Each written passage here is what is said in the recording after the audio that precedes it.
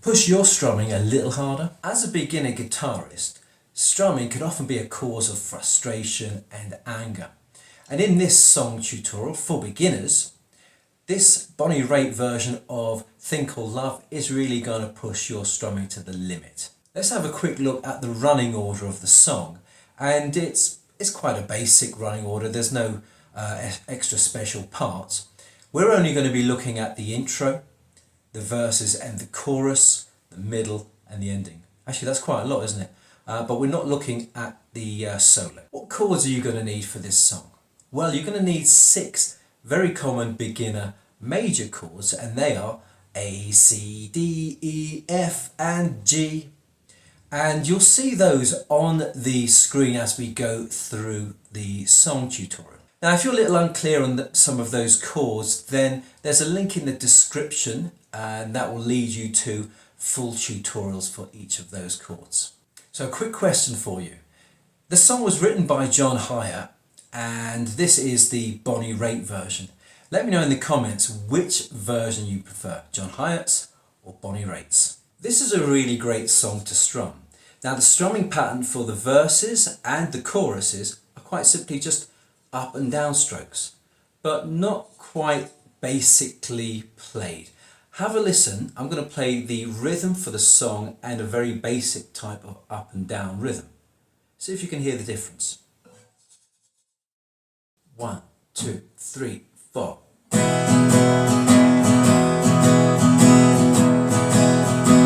So this is what you'll use for the song, but this now is a very basic version. And I think you can hear the difference between and.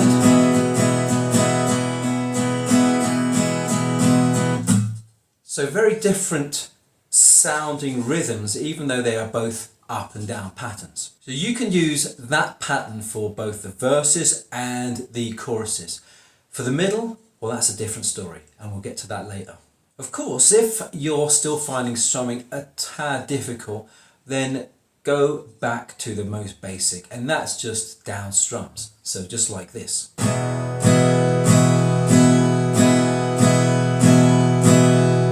You can use that pattern while you get used to the chord changes, and as you get better and better at those, then you can add in the slightly more complicated pattern. Let's have a look at the intro. Now the intro is basically 8 bars of E major. Of course you can play 8 bars, but you can also just play as many as you want until you're ready to start singing. All it's going to sound like is this. 1, 2, 3, 4.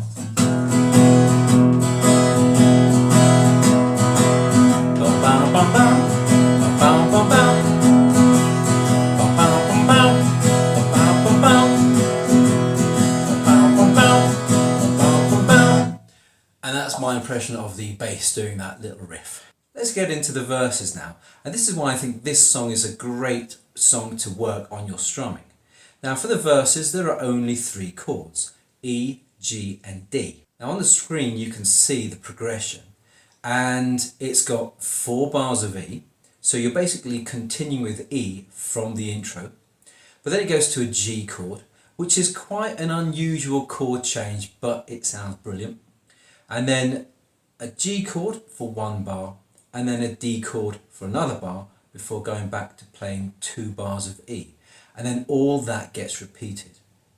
And just a quick reminder again, in a bar you have 4 strums.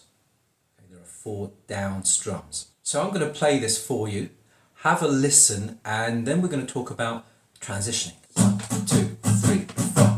Don't have to humble yourself to me. I ain't your judge or your king. Baby, you know I ain't no Queen of Sheba.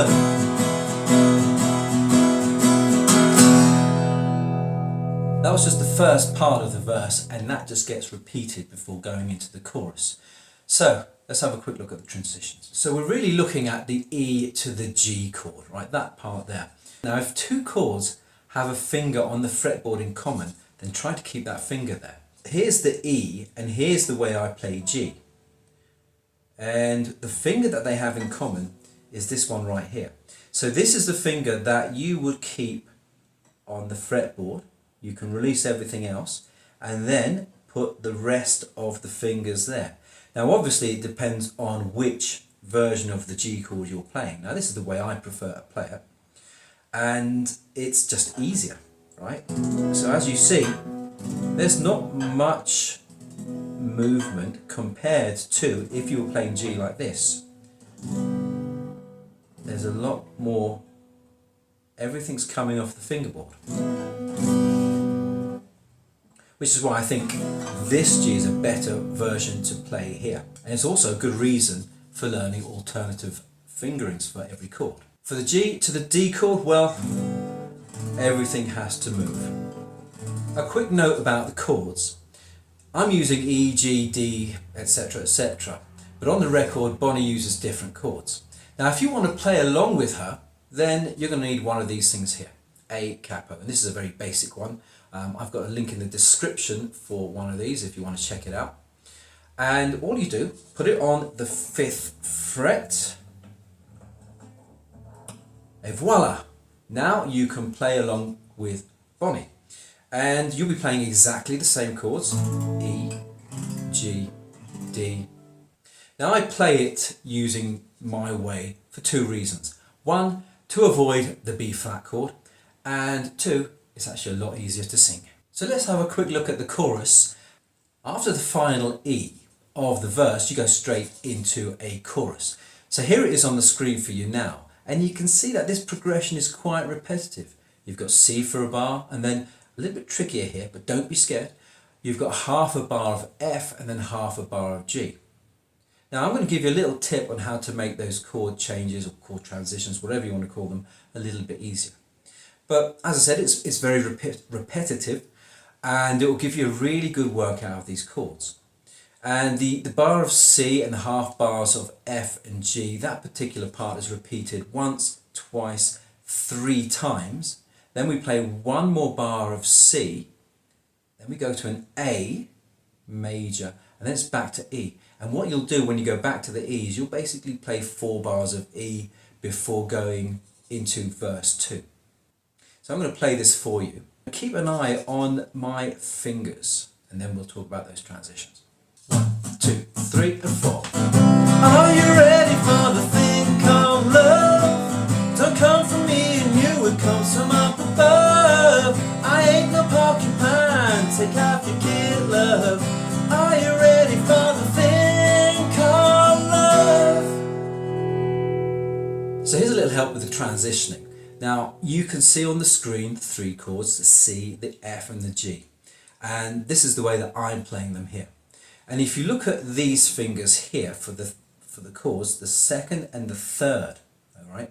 Now for C, here's the F, and here's the G. And what you'll notice is that these fingers are just moving, first they're going that way, then they're going this way, and then back to the C. So they're not really moving around very much. They're not moving like crazy. So from C to F, again, you see that? 2 fingers there. Now we're going to shift, pick them up, move them across onto the 4th and the 3rd string. And then from the F to the G, so again, you're going to lift everything up. Just move it this way towards you. And then you are now on the 6th and the 5th. And then from the G to the C, you're just going to, again, pick them up and move them across one set.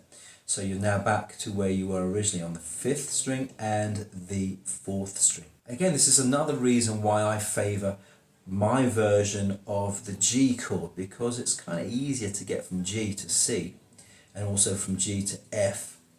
And this is an easier version of the F chord. I'm not using a full bar chord, but I am using the 1st finger to flatten down there. Those the top E and the B string, the 2nd string. Listen, let me know if this helps you. And also let me know, how are you playing your G chord? After that chorus, there's another verse and then another chorus. But it's slightly different the 2nd time round, the chorus that is. Because at the end of the 2nd chorus that you can now see on the screen, When you play the A, you go straight into the middle, and Here's where the fun begins. the strumming also here is radically different. Let me show you. 1, 2, 3, 4.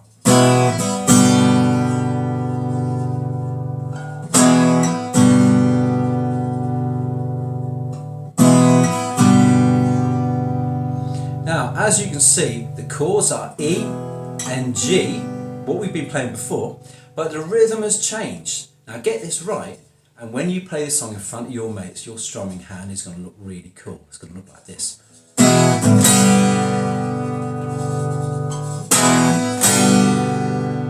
Yeah, that's cool. And also don't forget to give it a bit of welly. So here's the pattern on the screen, and the E chord is played on the beat, so that's played on the first beat of the bar. But the G chord is not on the beat, it's on an off beat. And to be more precise, it's on the up strum of the second beat. So it's like the second and a half beat. So have a listen, I'm just going to play the first bar over and over. 1 and 2 and 3 and 4. 2 and 3 and 4 and 1 and 2 and 3 and 4 and 1 and 2 and 3 and 4 and 1 and 2 and 3 and 4 and 1 and 2 and 3 and 4.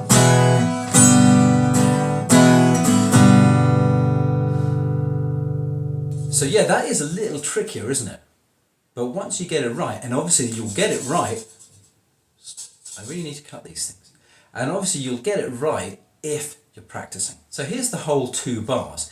Now, you'll play the first bar as I've just shown you, but the second bar, you're not actually going to play anything. Basically, all you're doing is holding that G chord. So like this. 1, 2, 3, 4.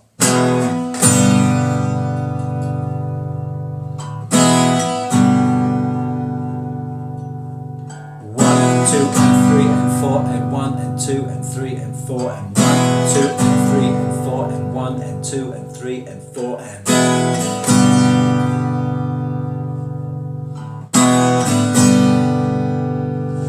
So this whole middle, you're going to play that, those 2 bars with the new strumming, you're going to play that 5 times. And then you go back to the safety of a C major and then a bar of A major 2.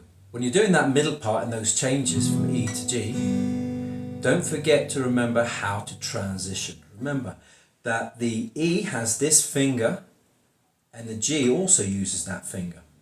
So that's the finger they have in common. So remember to try and keep that finger there as you're changing. On the record, the song goes into a solo, but we're not going to look at that. We're just focusing on, as I said, the verse, the chorus, etc. And so what you can play is, once you finish that middle, hold an E chord. All right? And then for the ending, which is what we're going to have a look at now, we're just going to be playing the chorus. So here's the ending, and you can see it on the screen. And it's just the chorus played 3 times.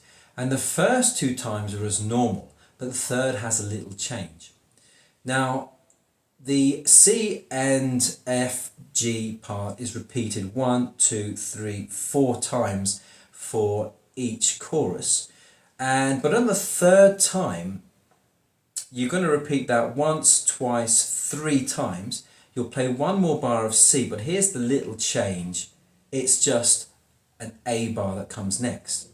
And just an A bar, 1 bar of A that comes next. And then you're going to play E. And the E on the record is like 7 bars, and then a final whack of the E, and you're done. And if you want to hear how it all sounds put together, the rhythm, the chords, the order of the song, then click the link right here. If you have any questions, let me know in the comments. But otherwise, thanks so much for joining me. Happy strumming.